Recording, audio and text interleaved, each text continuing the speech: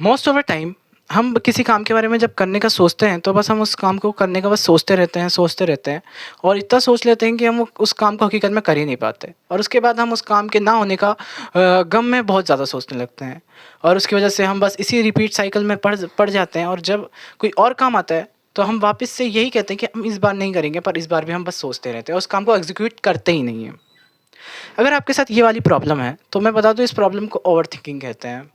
और मेरे पास आपके इस ओवरथिंकिंग को सॉल्व करने के लिए 3 सॉल्यूशंस हैं। अब इन्हें सॉल्यूशंस कहो या एडवाइस, आपकी मर्ज़ी है, क्योंकि आपकी मर्ज़ी आप इन्हें फ़ॉलो करो या नहीं। तो सबसे पहले इसका, और अगर आपको इन सॉल्यूशंस को आप पूरा देखना तभी आपको समझ में आएगा कि आपके लिए कौन-सा सूटेबल सॉल्यूशन है। सबसे पहला सॉल्यूशन है नॉट थिंक एंड डू, मतलब सोचो मत, सीधा काम कर दो। देखो, ये सबसे स्ट्रेट फॉरवर्ड सॉल्यूशन है और सबसे बेस्ट है। आप कितना भी, क्योंकि आप जब सोचोगे तो आप तब वो जाके ओवरथिंक करोगे, तो जब आप सोचोगे नहीं तो ओवरथिंकिंग का सवाल नहीं उठता और सीधा काम को कर लो। और देखो, ये ऐसा हम तब कर सकते हैं जब हम परफेक्ट टाइम का वेट करते हैं। मतलब हम जब भी ये सोचते हैं कि एग्जैक्टली कि कोई काम करना है और उसे एक एग्जैक्ट टाइम पे ही करना है, मतलब एक परफेक्ट टाइम पे ही करेंगे स्टार्ट, तब वाली दिक्कत को ये वाला सोल्यूशन बहुत जल्दी निपटा देता है। Means not think and do, direct काम कर लो। परफेक्ट टाइम कभी नहीं आता, जो टाइम आप स्टार्ट करते हो वही आपके लिए परफेक्ट है। तो जस्ट स्टार्ट इट। एंड ये आप इसी सोल्यूशंस के हिसाब से, अब एक प्रॉब्लम इसमें ये आ जाती है कि डायरेक्ट कोई काम स्टार्ट कर दें तो प्रॉब्लम नहीं है, प्रॉब्लम नहीं है।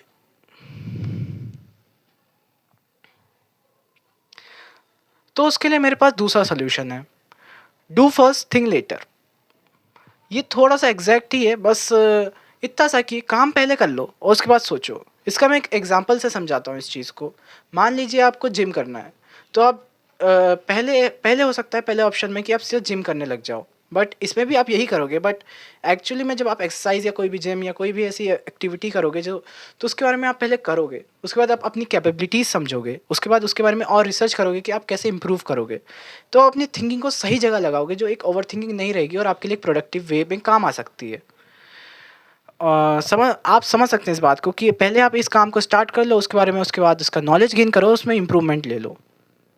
ये जिम के थ्रू आप समझ सकते हो, एक जिम का एग्जांपल कि एक जिम में एक्सरसाइज आपने स्टार्ट की है और जब मैंने जैसा कहा, पहले फर्स्ट काम कर स्टार्ट कर लो, उसके बाद अपनी कैपेबिलिटीज समझो और कैसे इंप्रूव होना है वो समझ लो। उसके बाद आता है हमारा लास्ट सोल्यूशन। अब आता है हमारा लास्ट सोल्यूशन, इसके बाद आता है हमारा लास्ट सोल्यूशन या हमारी लास्ट एडवाइस। लास्ट सोल्यूशन ये है या एडवाइस कहें कि पहले बेसिक नॉलेज गेन कर लो, उसके बाद उस काम को करो और उसके बाद उसके प्रॉब्लम्स को समझो। इसे एक स्टेजेस में बांट लो। अपनी ओवरथिंकिंग को बचाने का सबसे बेस्ट तरीका यही है, स्टेजेस में बांट लो। मानते हैं इस एग्जांपल को एक बिज़नेस स्टार्ट करने से। मान लीजिए आप कोई भी बिज़नेस स्टार्ट कर रहे हैं, तो सबसे पहले आप उसके बिज़नेस के बारे में नॉलेज गेन करेंगे कि आपके आसपास ये बिज़नेस चलेगा या नहीं चलेगा।